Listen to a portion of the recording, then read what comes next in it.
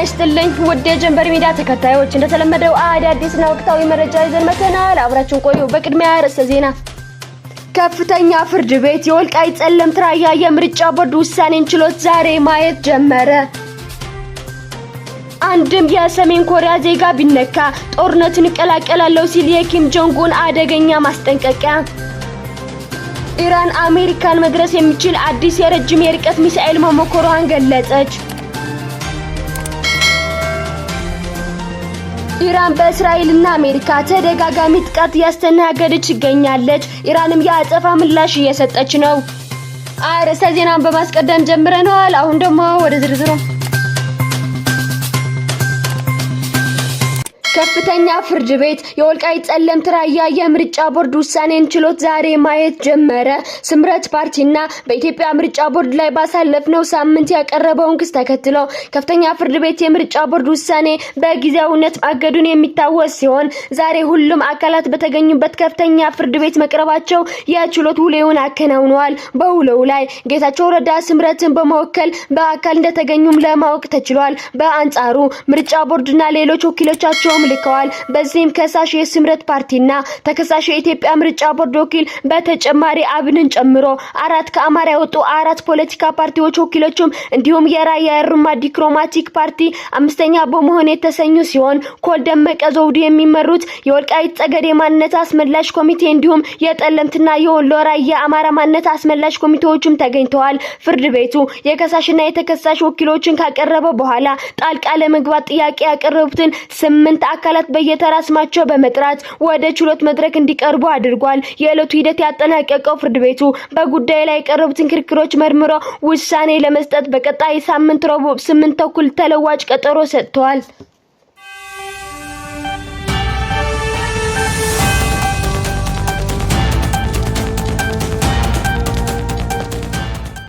አንድም የሰሜን ኮሪያ ዜጋ ቢነካ ጦርነቱ ይቀላቀላለው ሲል የኪም ጆንግ ኡን አደገኛ ማስጠንቀቂያ። የዓለምን ፖለቲካ እጅግ አስደንጋጭ በሆነ መልኩ የለወጠ መግለጫ ከሰሜን ኮሪያ ተሰምቷል። የሀገሪቱ መሪ ኪም ጆንግ ኡን በመካከለኛው ምስራቅ የተካሄደ ባለው ጦርነት ጣልቃ ለመግባት የሚያስችል እጅግ አደገኛና ጠንከር ያለ ማስጠንቀቂያ ሰጥተዋል። መሪው በይፋ መግለጫቸው እንዳሳወቁት በኢራን ምድር ላይ የሚገኙ የሰሜን ኮሪያ ዜጎች ደህንነት ላይ ምንም አይነት ድርድር እንደማያደርጉና አንድም የሀገሬ ዜጋ ላይ ጉዳት ከደረሰ ሰሜን ኮሪያ ያለ ምንም ማመንታት ቅድመ ሁኔታ ወደ ጦርነቱ ትገባለች ሲሉ ዓለምን ያስደነገጠ ዛቻ ሰንዝረዋል። ይህ የኪም ጆንግ ኡን ንግግር በቀጠናው ያለውን ውጥረት ወደ ሶስተኛው የዓለም ጦርነት ሊቀይረው ይችላል የሚል ከፍተኛ ስጋት በዓለም አቀፍ ማህበረሰብ ዘንድ ፈጥሯል። ተንታኞቹ እንደሚሉት የፒዮንግያን ቁጣ ለኢራን ትልቅ ወታደራዊ የጀርባ አጥንት ሊሆን የሚችል ሲሆን አሜሪካና አገሮቿ ደግሞ ወደ ከፋ ወታደራዊ አጣብቂኝ ውስጥ የሚከተነው የሰሜን ኮሪያ የኒውክሌር አቅምና የረጅም ርቀት ሚሳኤል ቴክኖሎጂ መኖሩ ደግሞ ማስጠንቀቂያው እጅግ አስፈሪ አድርጎታል። ዓለም አቀፍ የዲፕሎማሲ ተቋማት የሰሜን ኮሪያ ቀጣይን እርምጃ በከፍተኛ ጥንቃቄ እየተከታተሉ ይገኛሉ።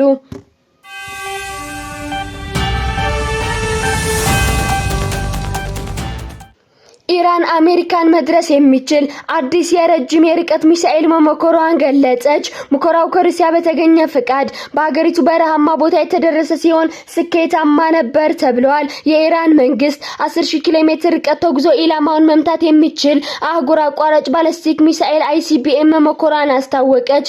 ይህ ሙከራ በዓለም አቀፍ የደህንነት ተንታኞች ዘንድ ትልቅ መነጋገሪያ ሆኗል። ሪፖርቱ እንደሚያመለክተው ይህ ሚሳኤል በተሳካ ሁኔታ ከተሞከረ ኢራን በቀጥታ አሜሪካን የመምታት አቅም እንዳላት የሚያሳይ ነው። ይህም በሀገሪቱ የጦር መሳሪያ ታሪክ ውስጥ ትልቅ እድገት እንደሆነም ተገልጿል። የሚሳኤሉ ርቀት 10,000 ኪሎ ሜትር ነው። የቴህራን የጦር አቅም ከአካባቢው ስጋትነት አልፎ አህጉር አቋራጭ ወደ መሆን መሸጋገሩን ያሳያል። ይህ እርምጃ በምዕራባውያን ዘንድ ከፍተኛ ስጋት የፈጠረ ሲሆን በስትራቴጂካዊ የኃይል ሚዛን ላይ ለውጥ ሊያመጣ እንደሚችልም ይጠበቃል።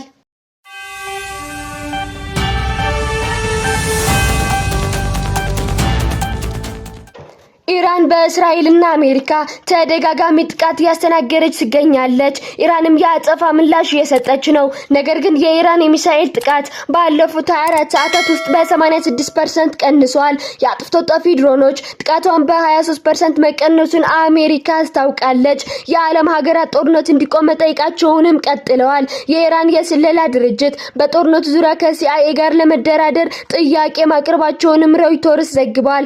በተያያዘ ዜና የኢራኑ የውጭ ጉዳይ ሚኒስትር ቃል አቀባይ እስማኤል ባቃይ ኢራን ኢላማ ያደረገችው የአሜሪካ ወታደራዊ ሰፈሮች እንጂ ጎረቤት ሀገራት አይደለም ሲሉም ተናግረዋል። የኢራን የውጭ ጉዳይ ሚኒስትር ቃል አቀባይ እስማኤል ባቃይ ቴህራንን ጎረቤት ሀገራት ኢላማ እንደማታደርግና ለእነሱ ምንም አይነት ጥላትነት እንደሌላት ገልጸዋል። የኢራን ወታደራዊ እርምጃዎች በቀጠና በሚገኙ የአሜሪካ ጦር ሰፈሮች ላይ ብቻ የተገደቡ መሆናቸውም አጽንኦት ሰጥተው ተናግረዋል።